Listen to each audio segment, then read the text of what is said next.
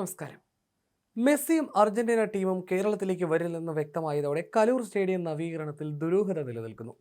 70 കോടി രൂപ മുടക്കി സ്റ്റേഡിയം നവീകരണം ഏറ്റെടുത്ത മെസ്സി സന്ദർശനത്തിന്റെ മുഖ്യ സ്പോൺസറുടെ താൽപ്പര്യമാണ് പലരും ചോദ്യം ചെയ്യുന്നത്.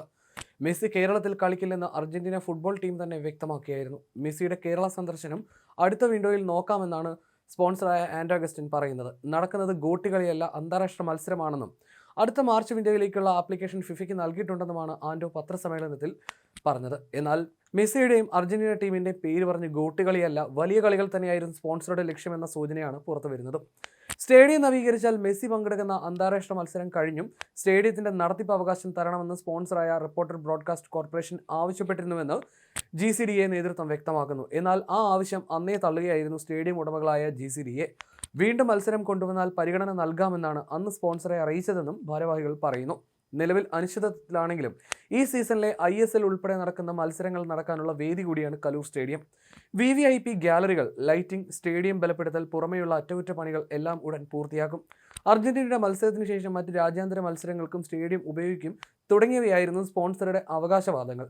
സ്റ്റേഡിയത്തിൽ തുടർന്നും അവകാശം വേണമെന്ന ആവശ്യവും ഇതോടൊപ്പം സ്പോൺസർ സർക്കാരിന് മുന്നിൽ വെച്ചിരുന്നു. എന്നാൽ GCDA ഒരു മത്സരത്തിന് മാത്രമാണ് സ്റ്റേഡിയം വിട്ടു നൽകിയതെന്നും മറ്റൊരു കരാറുമില്ലെന്നും ആളുകൾക്ക് എന്തും ആവശ്യപ്പെടാമല്ലോ എന്നുമായിരുന്നു GCDA ചെയർമാൻ K ചന്ദ്രൻപിള്ള പ്രതികരിച്ചത്.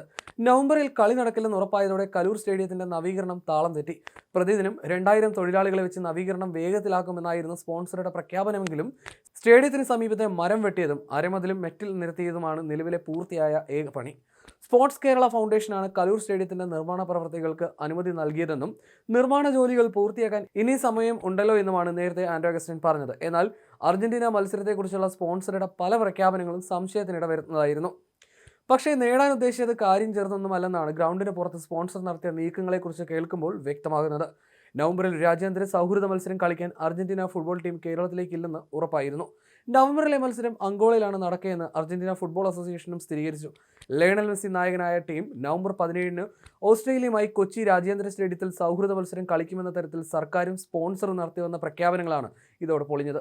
കൊച്ചി സ്റ്റേഡിയത്തിന് ഫിഫയുടെ അനുമതി ലഭിക്കാനുള്ള കാലതാമസമാണ് മത്സരം മാറ്റാനുള്ള കാരണമെന്ന് സ്പോൺസർ പ്രതികരിച്ചിരുന്നു.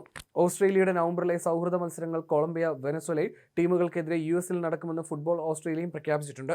അതേസമയം ആൻഡോ അഗസ്റ്റിന്റെ വിശദീകരണം ഇങ്ങനെയായിരുന്നു: നമ്മൾ മാത്രം വിചാരിച്ചാൽ നടക്കുന്ന കാര്യമല്ലിത്. ഞങ്ങൾ പരമാവധി ശ്രമിച്ചിട്ടുണ്ട്. സർക്കാർ അത് കണ്ടിട്ടുണ്ട്. നിങ്ങൾ ചിലർ മാത്രമാണതൊന്നും കാണാത്തത്.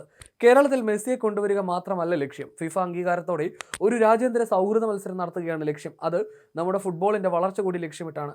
ഫിഫ നിലവാരത്തിലുള്ള രാജ്യാന്തര സ്റ്റേഡിയം ആക്കാനാണ് ലക്ഷ്യമിടുന്നതെന്നും ആൻഡ്രോ അഗസ്റ്റിൻ പറഞ്ഞിരുന്നു.